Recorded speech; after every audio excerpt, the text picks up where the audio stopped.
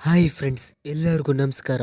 ಅನುಬಂಧ ಅವಾರ್ಡ್ಸ್ 2024ರ ಎರಡನೇ ದಿನ ಯಾರಿಗೆಲ್ಲ ಯಾವ ಅವಾರ್ಡ್ಗಳು ಸಿಕ್ಕಿದೆ ಅಂತ ನೋಡ್ಕೊಂಬರೋಣ ಬನ್ನಿ.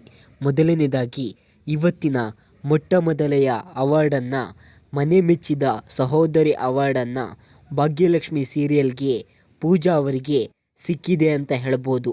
ಇದಾದ ನಂತರ ಮನೆ ಮೆಚ್ಚಿದ ದಂಪತಿ ಅವಾರ್ಡನ್ನು ಲಕ್ಷ್ಮೀ ಬಾರಮ್ಮ ಸೀರಿಯಲ್ಗೆ ಲಕ್ಷ್ಮಿ ಮತ್ತು ವೈಷ್ಣವ್ ಅವರಿಗೆ ಸಿಕ್ಕಿದೆ ಅಂತ ಹೇಳ್ಬೋದು.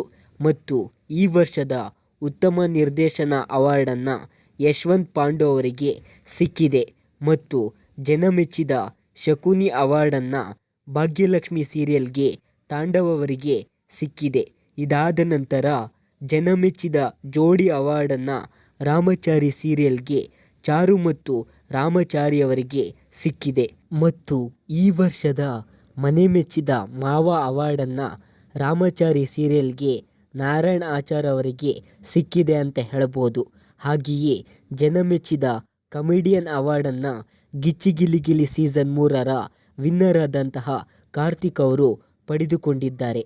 ಮತ್ತು ಇದಾದ ನಂತರ ಜನಮೆಚ್ಚಿದ ಹೊಸ ಪರಿಚಯ ಅವಾರ್ಡನ್ನು ವರ್ತೂರು ಸಂತೋಷ್ ಅವರು ವಿನ್ ಆಗಿದ್ದಾರೆ. ಹಾಗೆಯೇ ಇದಾದ ನಂತರ ಜನಮೆಚ್ಚಿದ ಸ್ಟೈಲ್ ಐಕಾನ್ ಅವಾರ್ಡನ್ನು ಕರಿಮಣಿ ಸೀರಿಯಲ್ನ ಕರ್ಣರವರು ಪಡೆದುಕೊಂಡಿದ್ದಾರೆ.